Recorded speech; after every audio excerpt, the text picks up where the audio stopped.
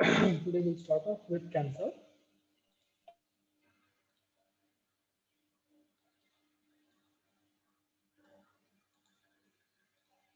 Right. Cancer essentially is a disease in which what happens is your normal cells, which grow, divide, and multiply, they produce more cells. They are dividing abnormally and uncontrollably. They will in turn create a mass of cells that is called a tumor. Okay. Now that tumor essentially can be malignant or sometimes it can be benign. अगर benign tumor है, it is simply an abnormal growth which is non-malignant, non-cancerous as such, meaning it will not move here and there, it will not damage other organs, and it will not metastasize. Right? Malignant tumors, on the other hand, they have the capability of metastasizing. They have the capability of moving around from their origin to other places.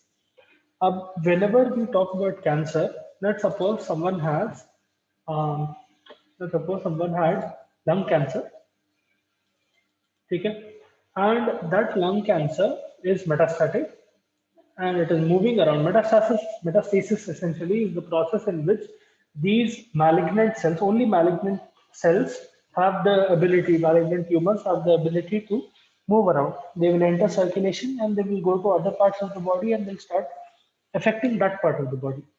So, for example, let's suppose there was a person who had lung cancer, malignant lung cancer, and उनके अंदर क्या हुआ?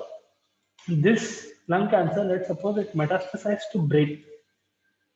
So when you see such a patient, they will be diagnosed as metastatic lung cancer rather than brain cancer.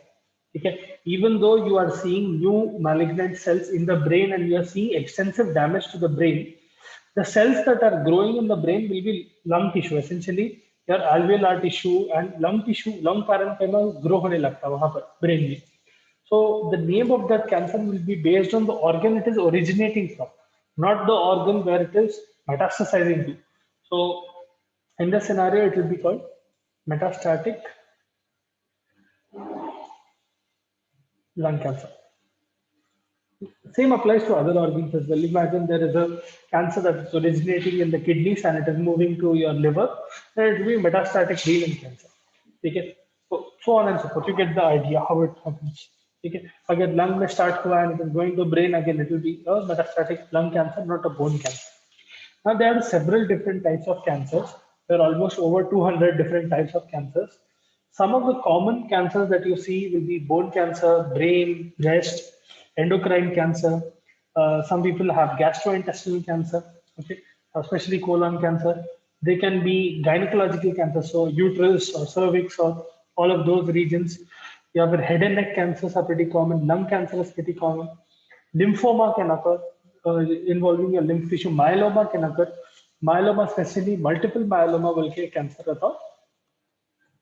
Multiple myeloma. Myeloma as such is a cancer in a very special type of white cell. So you've already studied about something called a plasma B cell. Right? Plasma B cells are responsible for the formation of immunoglobulins.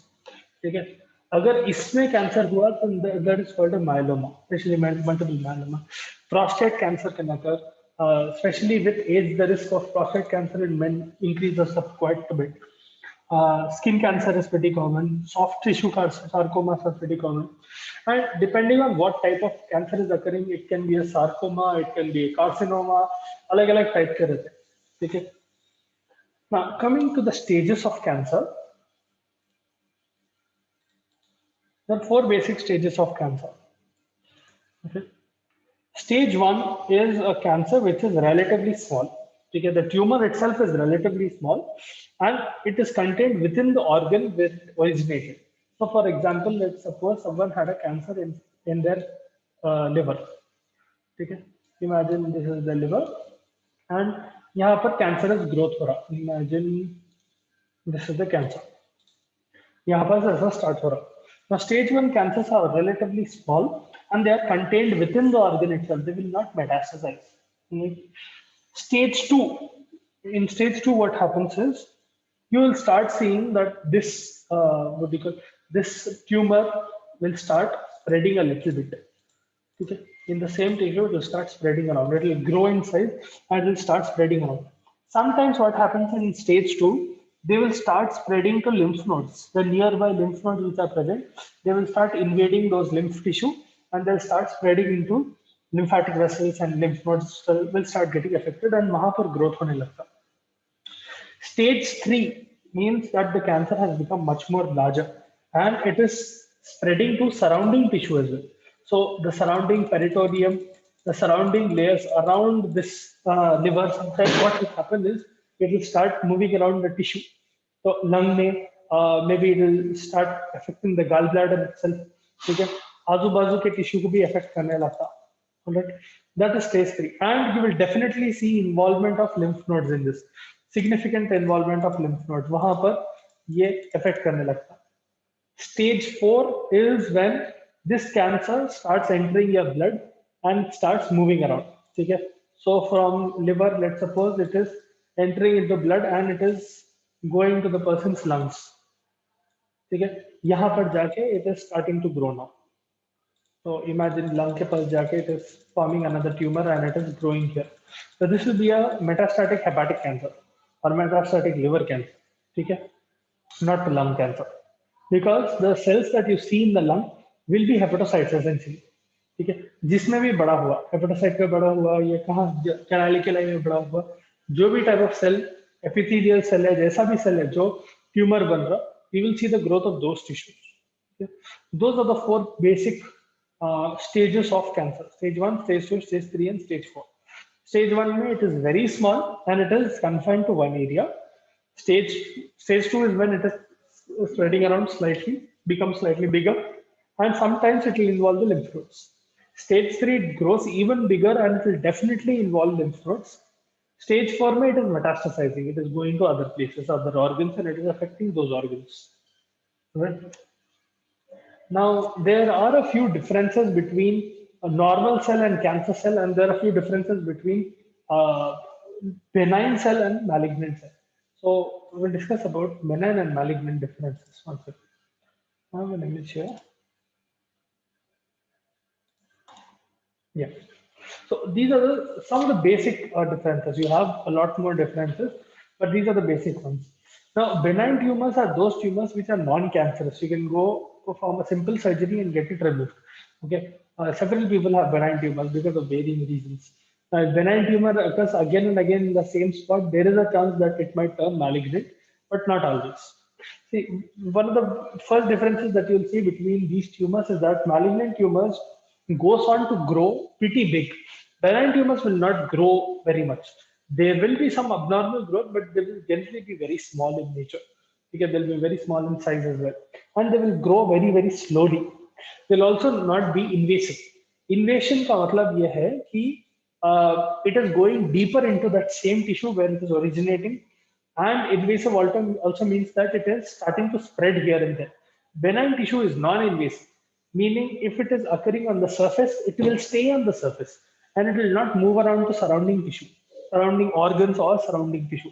Malignant tumors have the capability of going deeper into the same organ or into the same tissue, and they have the capability of getting spreading around here and there. Okay. Benign tumors are well differentiated as well, meaning you'll be clearly able to see cell membrane, the organelles, all of that. You'll be able to picture them out. Malignant tumors, it's not clear. Okay, they'll be very poorly differentiated, and you will also see that their nucleus and nuclear material is much more prominent.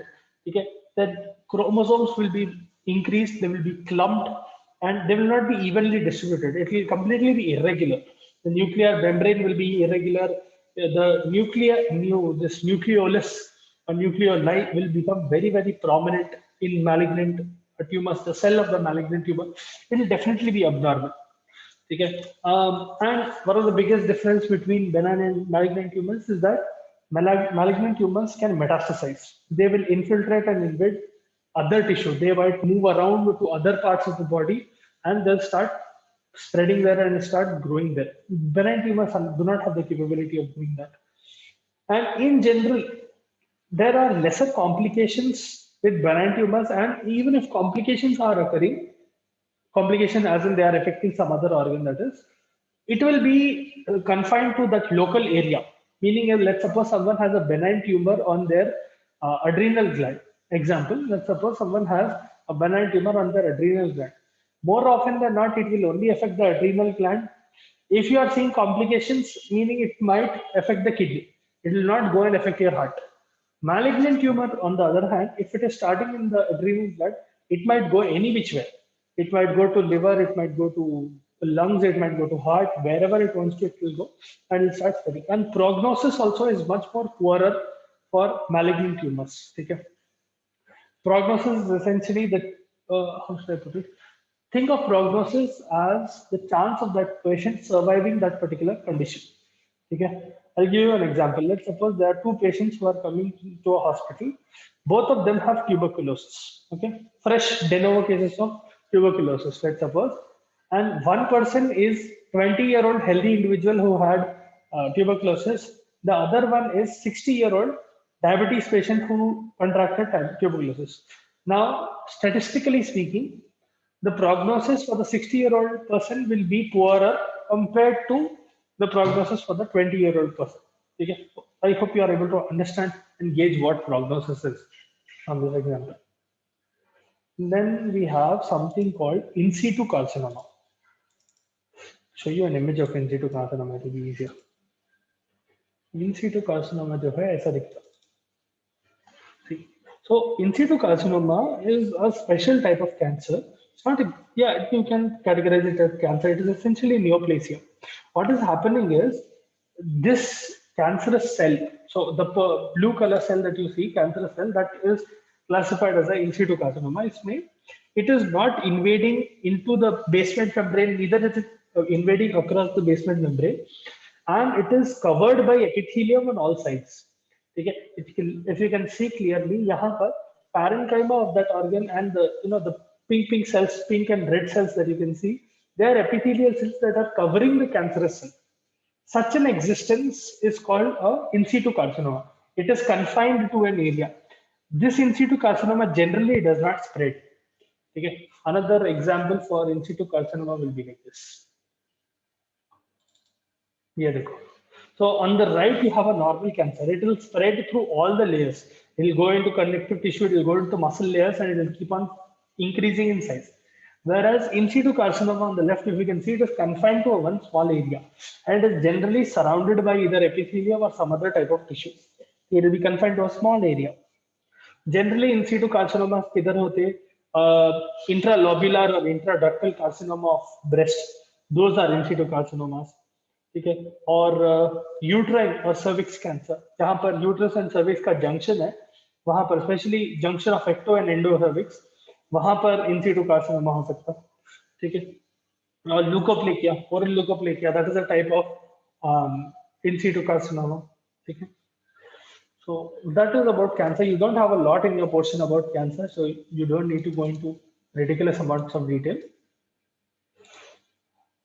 Now we'll get into edema.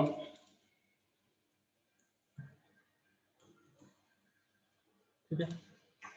Now, edema is essentially, how should I put it? It is an excessive and abnormal accumulation of fluid. Now, this fluid accumulation is occurring in interstitial space. Okay? The space that is present in between your cells, or sometimes even in serous cavities. Okay? So edema is essentially accumulation of fluid, abnormal and excessive amount of fluid is getting accumulated in interstitial tissue spaces, or it is getting accumulated in serous cavities. Okay? Now edema will generally be of two main types. One is localized edema, the other is generalized edema. Localized and generalized. Localized का मतलब यह है कि it is localized to one particular organ or one particular limb. So let's suppose someone has lower limb edema. Lower limb edema का मतलब, localized lower limb edema का मतलब ये रहता, whenever they have edema, that edema will be confined to the space of lower limb. More often than not, just to feet or just above feet, near the shin area. Generalized edema is occurring, it is systemic in distribution. It is occurring all over the body. So it will be particularly noticeable when there is, subcutaneous tissue में बहुत easily दिखता है आपको कहीं भी. So it might be all over the body. That is generalized edema. So edematous condition wherein the fluid is getting accumulated inside the person's body, that can be accumulated in one small area. If that is occurring in one small area, then it is localized. अगर पूरे body में हो रहा, then it is generalized. Okay. If the edema is in subcutaneous tissue, what will happen is sometimes if you push your finger in, there will be a depression created. That type of edema is called a pitting edema. So pitting edema ऐसा दिखता है. I'm sure आप लोग hospital में गए तो देखे होंगे, but this is essentially a pitting edema. So यहाँ पर you can see on the person's feet, if you press inside, you'll be able to see a dent being formed. Okay? Normally speaking, your skin will be quite turgid and it will spring back up very easily. But if someone has edema, it will create a pit. Now this will more often occur if edema is especially occurring in the subcutaneous tissue. वहां पर अगर fluid buildup हो रहा है तो pitting edema बनता. The other variety will have non-pitting edema, उसको solid edema भी बोलते हैं. Solid edemas में there is no pitting produced. If you put pressure as well, there will be no pitting created. Now non-pitting edema generally occurs if someone is having myxedema, thyroid crisis essentially, or if someone has elephantiasis. ठीक है, elephantiasis बोल के एक infection रहता, अगर वो हुआ, in that case there will be a non-pitting edema produced in the person's body. Now edema fluid as such, the fluid that is getting collected inside, in between cells and all of that, that is of two types. You can have transudate fluid or you can have exudate fluid. Okay. More often than not, in most cases, it will be transudate fluid. Sometimes it can be exudate fluid. I'll show you an image for the difference. See. So यहाँ पर मैं pleural effusion का example दे रहा. Pleural effusion is essentially when fluid starts getting accumulated within the pleural space. So around your lungs you have a pleura, and वहाँ पर अगर fluid accumulate होने लगा तो that is called pleural effusion. What that pleural effusion will do is it will start putting pressure on the lung, and the person will not be able to breathe properly. You will have to, externally inject. You take an empty syringe, you inject the person's lungs, pleural space specifically, and you withdraw that blood, withdraw the fluid. Agar wo fluid withdraw nahi kare, then they will not be able to breathe properly because that fluid will start putting pressure on the lungs, and the lungs will not be able to expand completely. Now, coming back to our discussion, differentiating between transudative fluid and exudative fluid. Now look on the left. Transudative fluid essentially is occurring when there is extremely high hydrostatic pressure. Okay? Hydrostatic pressure क्या है? Hydrostatic pressure essentially is the pressure that is making sure that fluid is getting pushed out of your blood vessels. I'll repeat once again. Hydrostatic pressure is the pressure that is pushing fluid out of the blood vessel. इसका exact opposite will be oncotic fluid. Oncotic fluid या osmotic fluid जो बोलते हैं, that pressure, osmotic pressure or oncotic pressure, that pressure is making sure that fluid stays inside the blood vessel or stays inside the blood. ठीक है? Fluid is not moving out of plasma, it is not moving out of blood vessel. अब oncotic pressure कब कम होता and hydrostatic pressure कब बढ़ता? One common reason why transudative fluid gets accumulated is when oncotic pressure becomes very low.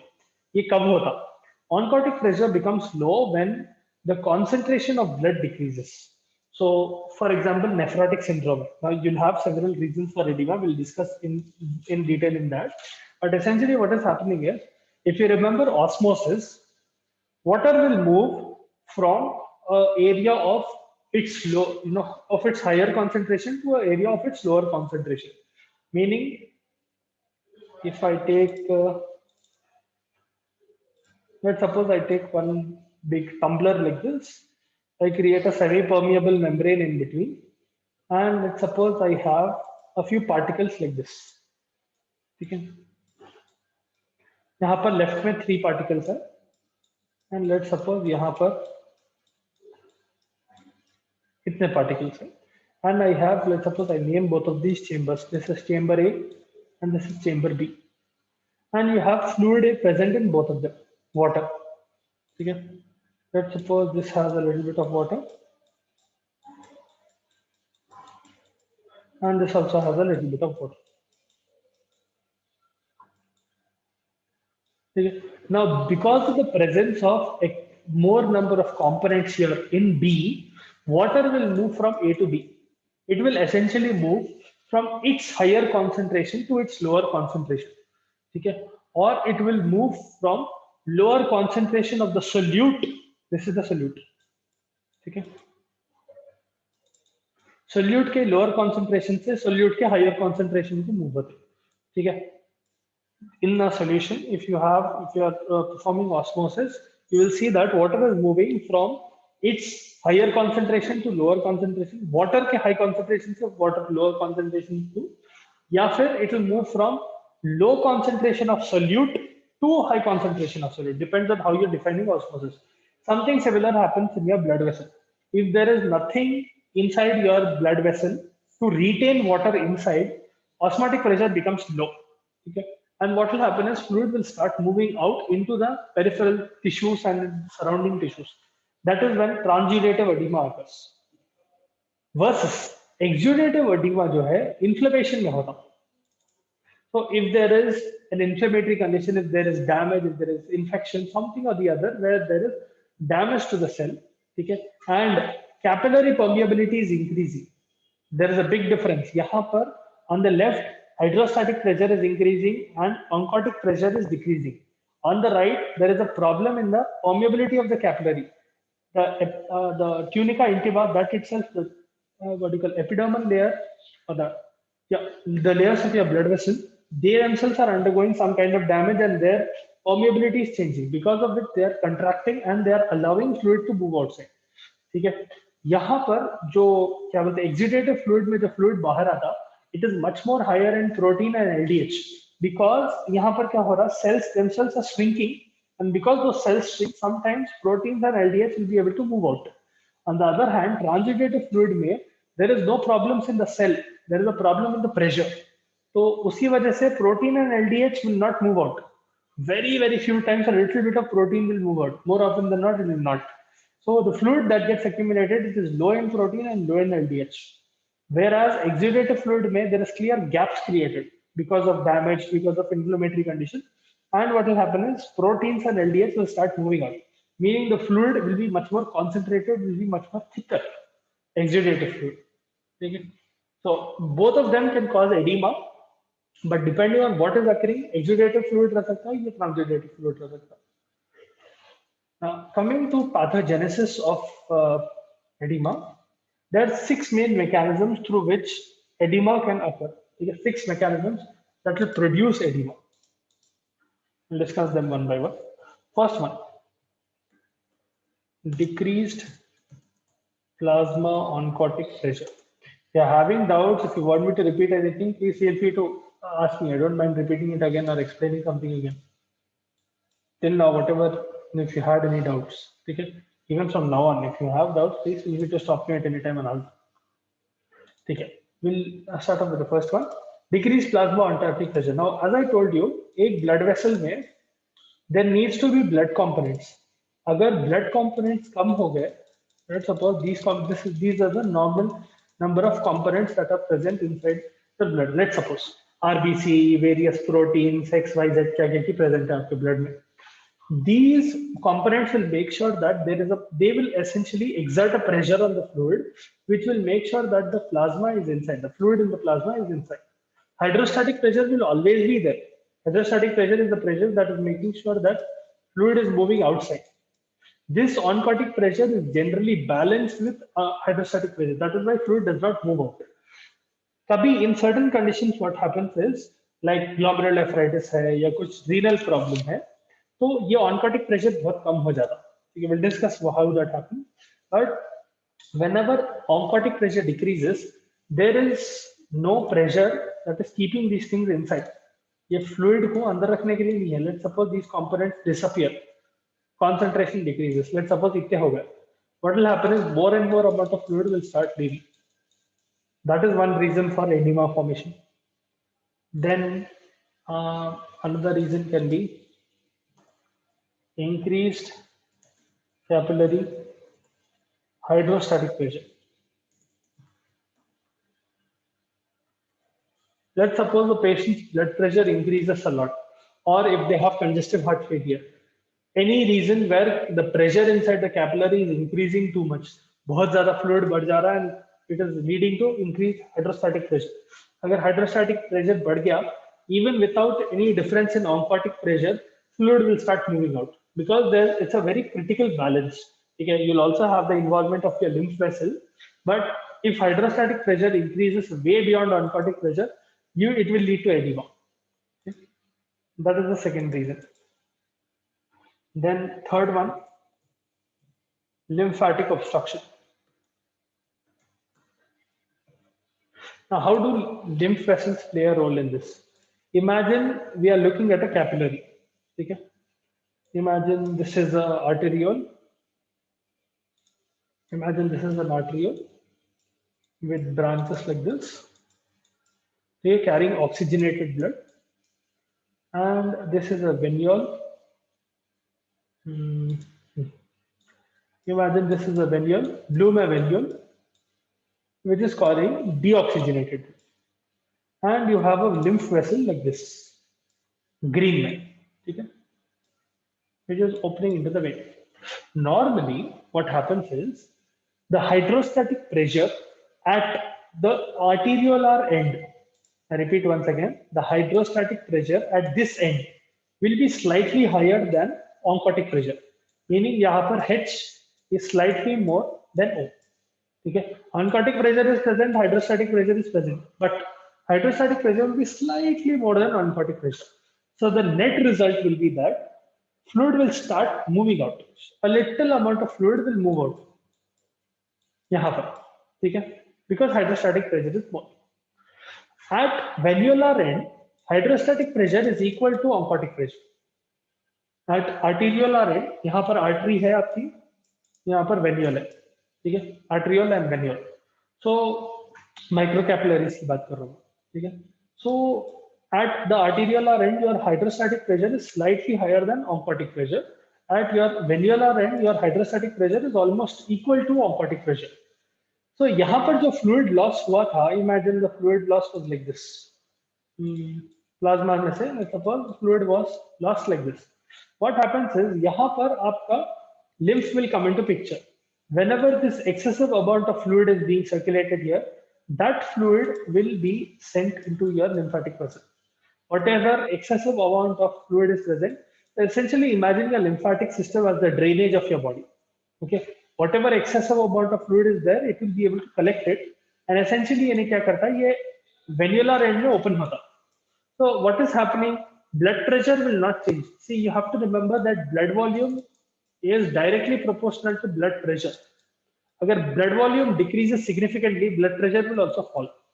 अब यहाँ पर continuously अगर fluid निकालते गया मैं, तो blood volume decrease हो जाता ना. Eventually BP should fall, but that is not happening in a normal person because if your lymphatic system is working properly, it will be able to substitute whatever fluid was lost here by opening into the venular end and carrying this excessive fluid which was lost here into the venular end. So blood volume is maintained somehow. Okay? यहाँ पर everything normalizes.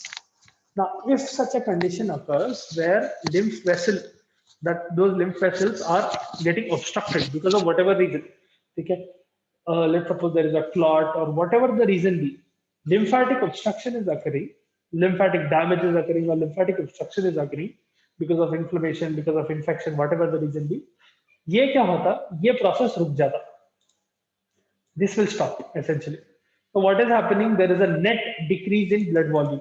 यहाँ पर volume नीचे जा रहा, यहाँ पर वापस नहीं आ रहा, तो क्या होता? Eventually, more and more amount of fluid will start moving into the interstitial space, and it will lead to edema. That is the third reason. Then there can be tissue factors. Tissue factors are essentially, that is the fourth reason. So if there is an inflammatory problem in the person, imagine there is an infection or there is some cause of injury that is leading to inflammation. Inflammation can trigger the process of this thing, क्या बोलते हैं आपका edema. That also ties into the fifth reason, increased capillary permeability. अगर capillary permeability increase हो रही because of inflammation और because of damage और because of whatever reason, oedema occurs. Capillary permeability. Increased capillary permeability essentially refers to the condition where more and more amount of plasma is leaving blood vessel and it is entering into interstitial space. Essentially, what is happening? More fluid is going out of the blood vessel and it is getting stored inside your tissue space, leading to edema. Yeah, fair. The last reason will be sodium and water retention. Maybe your ADH is being secreted in excessive, or your kidneys are not working properly, or whatever the reason is. If sodium is being retained, sodium will carry water with it. Okay? Wherever water is going, wherever sodium is going, water will follow. अगर आप sodium excrete करें, water will also go out. If sodium is being retained, water will also come in. If because of whatever reason sodium retention occurs, water will get retained as well, and ultimately it can cause edema. So these are the 6 main reasons through which edema occurs. Okay, 6 pathogenesis of how edema occurs. Now we'll discuss the types of edema tomorrow. Okay. I hope you understood this. If you have doubts or if you want me to repeat something, please feel free to ask.